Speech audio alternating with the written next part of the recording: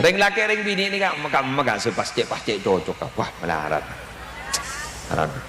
pada makin kok makin gini nih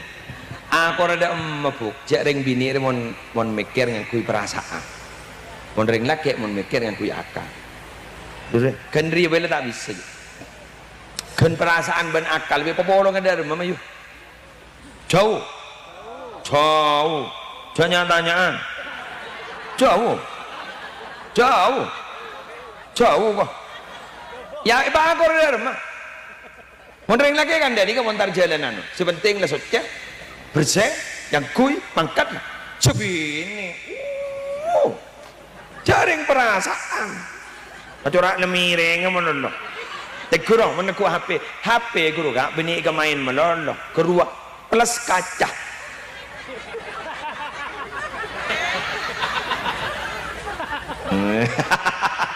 bener mun lagi andim mah seseni kawaki songkon ki tepa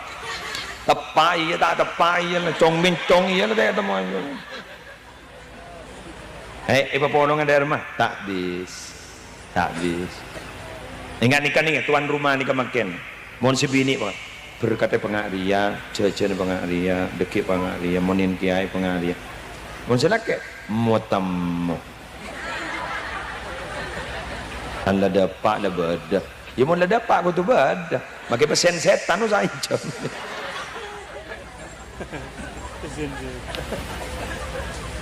biar nanti pesen 1 juta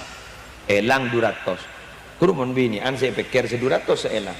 saya belum ngatos saya pikir cak saking tak enak kena ya pun menang tak enak kena pun lagi an ngocak oh mon ki sehat tak nemu hari mon lagi anda gagak mon reng laki simple ni kaya simple ni anak apa reng laki mas ni kapolan nakuk tengkar ni mon cerek tak kira-kira budi orang bener keng mon nakuk tengkar ni mon nampak kapi saya akan jaga coreng bodoh dan kadang ningi barung wah mon main lang ngarwa Pak menolong minta bojori, wah,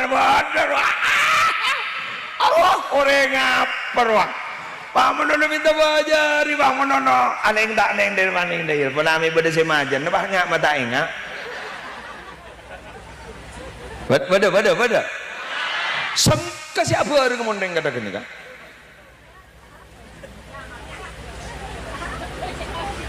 Bener,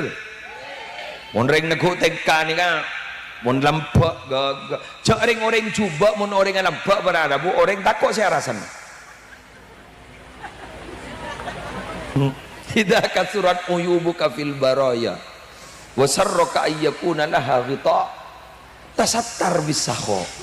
mun ba anjiri le cuba entelai ding keding sampai mandam manis setol daje le keding banjak cuba setol lauk le keding banjak cuba banjiri seneng mun cuban ba entroi totop na kepang tasattar bisa kok totop pe kala ban lampa mun da lampa orang lenang nang kape tak kira ke ban tajak lampa paling bah ngocak leres ci lampa roci nah bodoh orang mun bojong hosok king cere tega kan ceban orang akan jak banjir jak make coban tibi corai cilet itu